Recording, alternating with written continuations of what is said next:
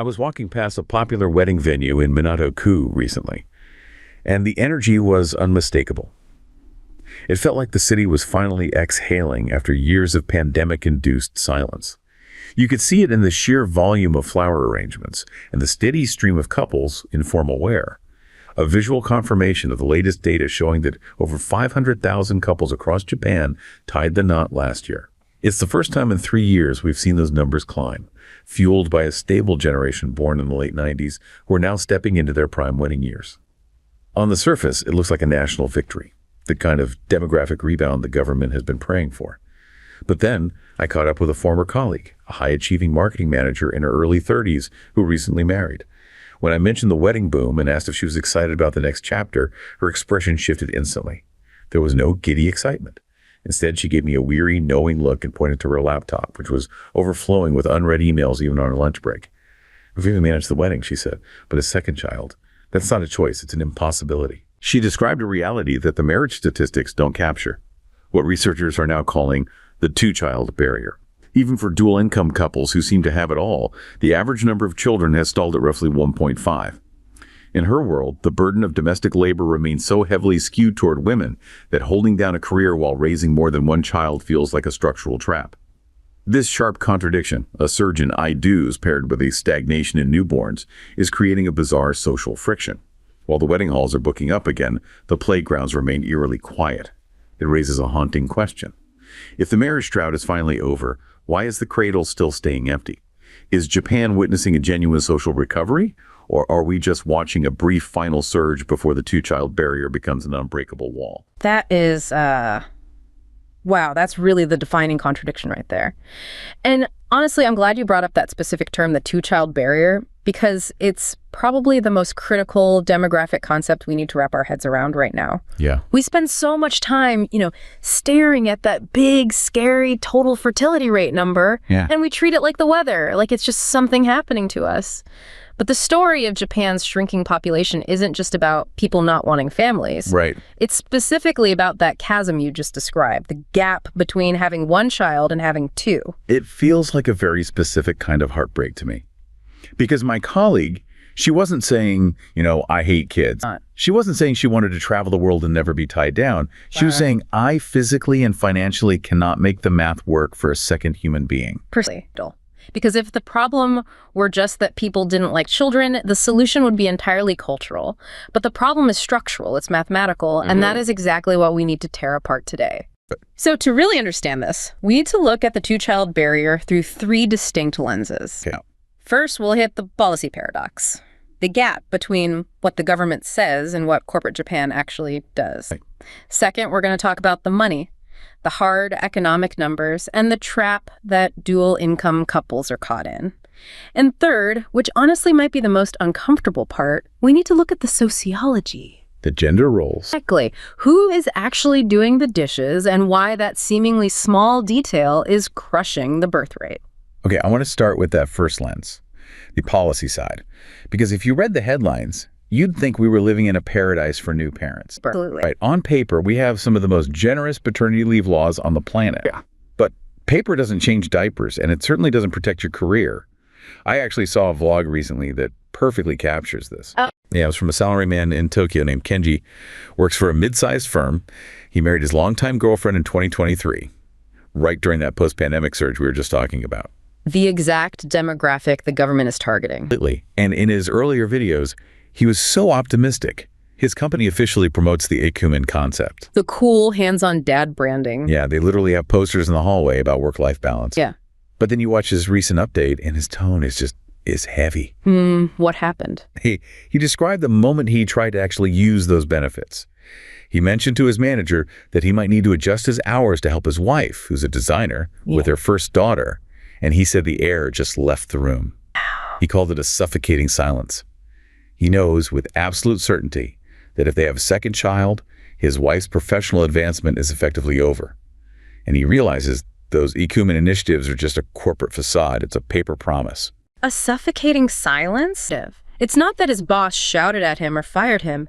It's that nonverbal communication that screams, you are stepping off the fast track. Exactly. The government can change the law, but they haven't figured out how to change the boss's disapproving glance. And that's the fundamental disconnect. Kenji is living through the friction between a government desperate for babies and a corporate culture tethered to a loyalty through presence mindset.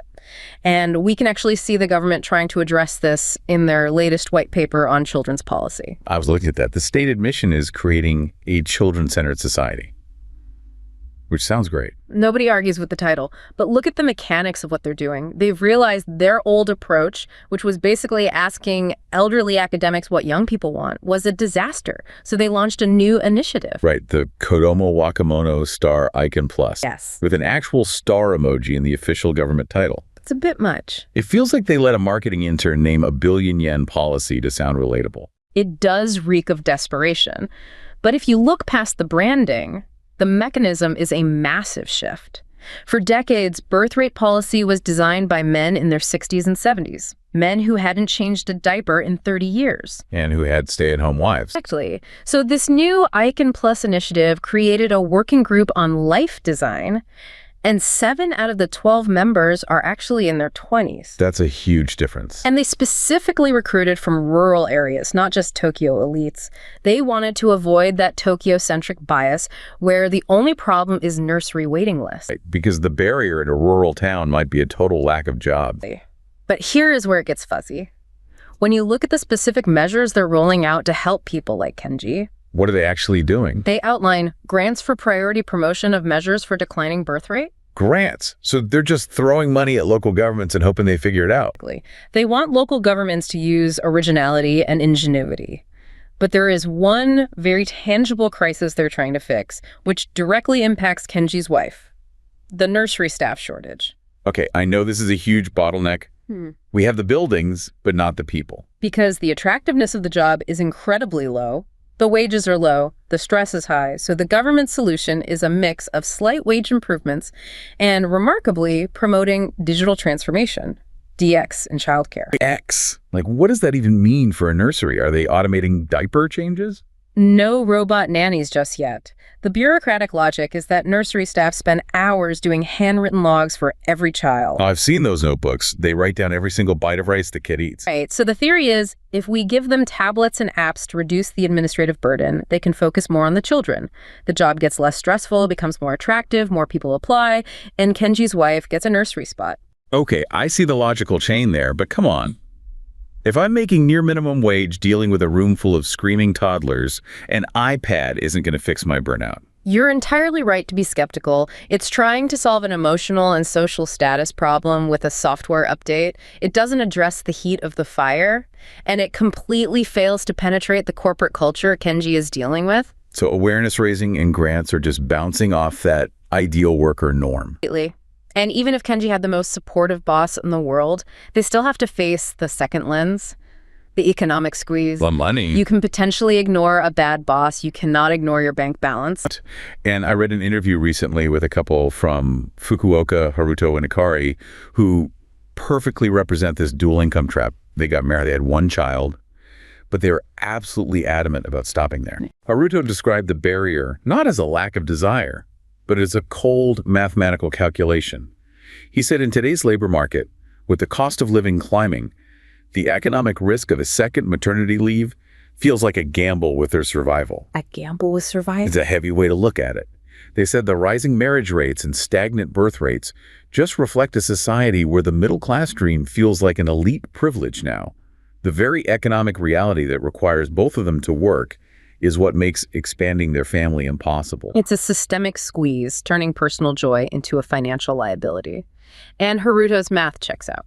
We have survey data from over 1,800 married people. Over 81% confirmed this second child barrier exists. 81%. And of those, 85% cited economic reasons as the top barrier. So it's overwhelmingly about the money. And we can put a specific price tag on it. Research estimates that education costs alone are roughly 10 million yen per child. 10 million, just for education. Just education. That doesn't include housing, food, or general living expenses. And that creates a massive contradiction in the macro numbers. Right, the marriage numbers went up slightly to over 500,000 pairs. Decrease. But the natural decrease in the population deaths minus births is hitting records. We're losing roughly 900,000 people. Staggering. The National Institute had projected that births wouldn't drop below 710,000 until the year 2042. But the data shows births fell to 706,000 in 2025. We beat the worst-case scenario by almost 20 years. We smashed right through it. The crisis is accelerating faster than the models predicted. And to understand why it's hitting Haruto and Akari so hard, you have to look at labor market dualism. Think of the economy a few decades ago as a single-lane highway. You had the male breadwinner model. Companies paid a family wage because they assumed the husband was supporting a wife and kids. The classic salaryman setup. Right. But during the prolonged deflation of the lost decades, companies stopped paying that family wage. Men's wages stagnated. Suddenly, that single lane wasn't wide enough. You needed a second lane, the wife's income, just to keep the household moving at the same speed. So the rise in dual-earner households wasn't necessarily just about career ambition. It was a survival mechanism. Exactly. In the 2000s, dual-earner households finally overtook single-earner households. Which brings us to the trap. Right. Because the data shows almost 47% of women leave the workforce after the first child. But for those who stay the full-time working mothers, they actually face the steepest second-child barrier. Intuitive. You'd think the couples with 2 full-time incomes would have the easiest time affording a second kid. You would think so, but it comes down to opportunity cost and time poverty. If you are a full-time working mother, your schedule is already stretched to the absolute limit. You can't just work harder to manage a second child. You cannot fully outsource childcare. Right, there are still sick days, doctor appointments, school events. And if she steps back to manage a second child, the financial pillar of that household collapses. It's too high of an opportunity cost for the elite dual-income couple. So the system basically forces them to stop at 1. Which leads us perfectly into the third lens. Because even if you fix the corporate policy, and even if you somehow manage the finances, there is a sociological gridlock inside the home. The gender role. Yes. This is the part that always starts arguments online. I followed this viral thread from a woman named Ri in Osaka. She's a marketing manager. And her story really highlighted this. She and her husband both work 40-plus hours a week. But the mental load of childcare, the doctor appointments, the school prep, falls entirely on her. The infamous second shift. Exactly. Yeah. She described this evening where her husband was helping by doing the dishes. And while he's washing plates, she is simultaneously planning the next 3 days of meals and researching preschools on her phone. The difference between execution and management. Yes. For Ri, the barrier isn't just money. It's the sheer exhaustion of being a superwoman in a society that expects her to do it all. And you see people commenting, well, he's doing the dishes, he's trying, but it doesn't actually fix her exhaustion. And her experience is backed up by some incredibly detailed academic work.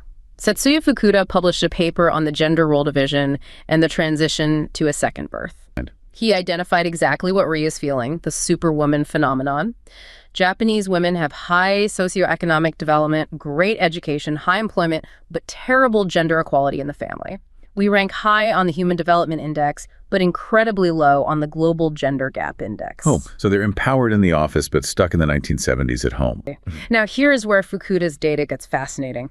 They looked at the husband's participation, but they split it into 2 categories, childcare and housework. Okay.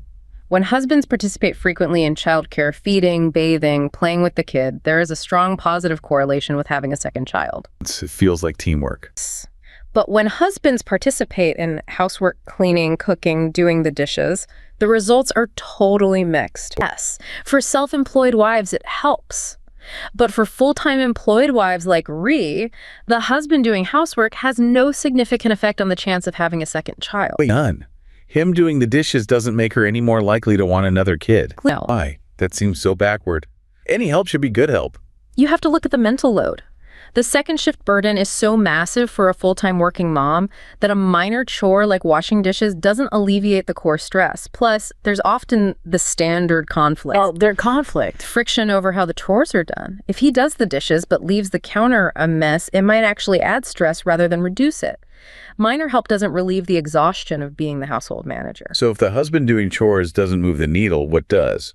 The grandparents. Oh. The research clearly shows that for full-time working wives, co-residence with parents is a massive positive factor for having a second child. Because they actually take on the management. They can cook the dinner, they can pick up the kid when they're sick. It shows that the nuclear family model is basically failing dual-income couples. Two people working full-time simply cannot manage the burden alone. They need intergenerational support to bypass the barrier. So we've pushed everyone into these tiny nuclear apartments in the city, demanding both parents work, and stripped away the only support system that actually worked. It's a structural trap. And it's leading to a really fascinating sociological shift regarding gender preference. Oh, I saw this in the materials. Daughter preference. Historically, there was a strong preference for sons. Right, to carry on the family name, manage the inheritance. Exactly. But since the mid-1980s, daughter preference has become more common. Why the shift? The theory is directly tied to the two-child barrier. If couples feel constrained and believe they can only have one child, they might actively prefer a girl. They often perceive daughters as easier to raise or, more pragmatically, more likely to provide care for them in old age. Wow. So it's basically a hedge against a failing social safety net. If I can only afford one kid, I want the one statistically more likely to visit me in the nursing home. It's a rational choice within a highly constrained system. So when we pull all this together, we're looking at a triple lock on the cradle. Yes. We have the policy lock, where government grants and tech apps failed to dent a corporate culture demanding constant presence. We have the economic lock, a 10 million yen barrier in an unstable labor market. And the sociological lock, where husbands helping out doesn't relieve the crushing mental load for working mothers. And the ultimate result of this triple lock is what researchers call the only child matching penalty. The rise of only children isn't just a cultural preference shifting, it's a forced outcome. People are hitting these barriers and stopping. Back in 1974, there was a government push for a two-child norm. Because the population was growing too fast. Right. And now that norm has completely collapsed into a one-child reality. Which brings us back to those wedding halls in Minato-ku. We often talk about work-life balance as a corporate perk, something nice to have. But when you look at the data on the second child barrier, it's clear we need to redefine it as a matter of national survival. If the most efficient economic unit in our society, the dual-income couple, is the least likely to reproduce, then the system is literally cannibalizing its own future. The desire for connection is clearly still alive. But unless the unbreakable wall of the second child is dismantled, not by minor grants, but by fundamentally restructuring how we value domestic labor, those wedding photos will remain the end of the story rather than the beginning of a lineage.